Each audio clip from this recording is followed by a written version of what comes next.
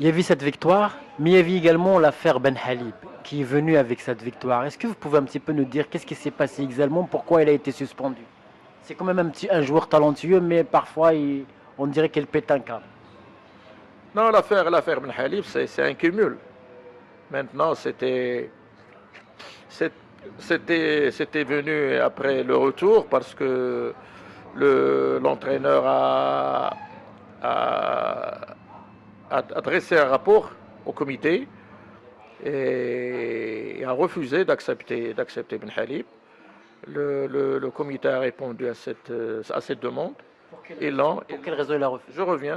Ils l'ont suspendu en attendant de passer par la commission discipline incessamment.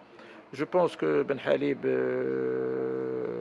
doit réfléchir, doit se remettre en question et doit adhérer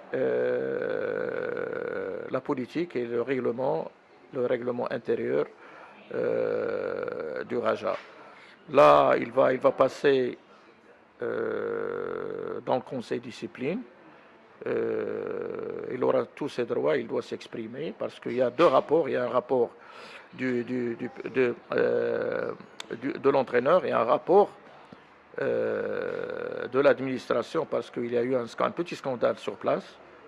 Moi, j'étais pas présent. Alors, à partir de ces deux rapports, le comité va statuer et puis il va écouter les explications de Ben Halib. C'est regrettable.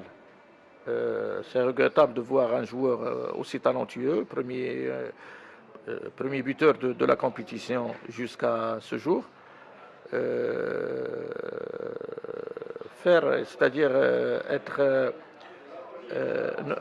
ne pas accepter d'adhérer la politique et la ligne de conduite du club. J'estime que Belhalib est un joueur professionnel qui n'a aucun problème sur le plan financier et il est payé au dernier centime. Je pense qu'il doit savoir qu'il a des devoirs. Alors il doit assumer euh, et pas que Belhalib, tout le monde.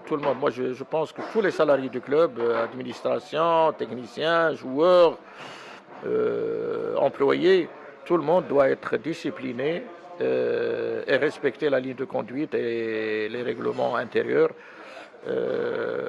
du club. Est-ce qu'il a refusé de s'asseoir sur le banc? Non, non, il a simulé une blessure. Il a simulé une blessure, sachant une fois qu'il a su qu'il allait être remplaçant, il a simulé une blessure, chose que les dirigeants n'ont pas accepté, et même l'entraîneur, parce que d'après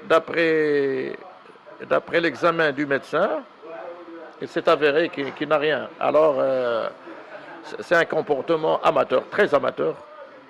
On dirait un malade imaginaire, quoi.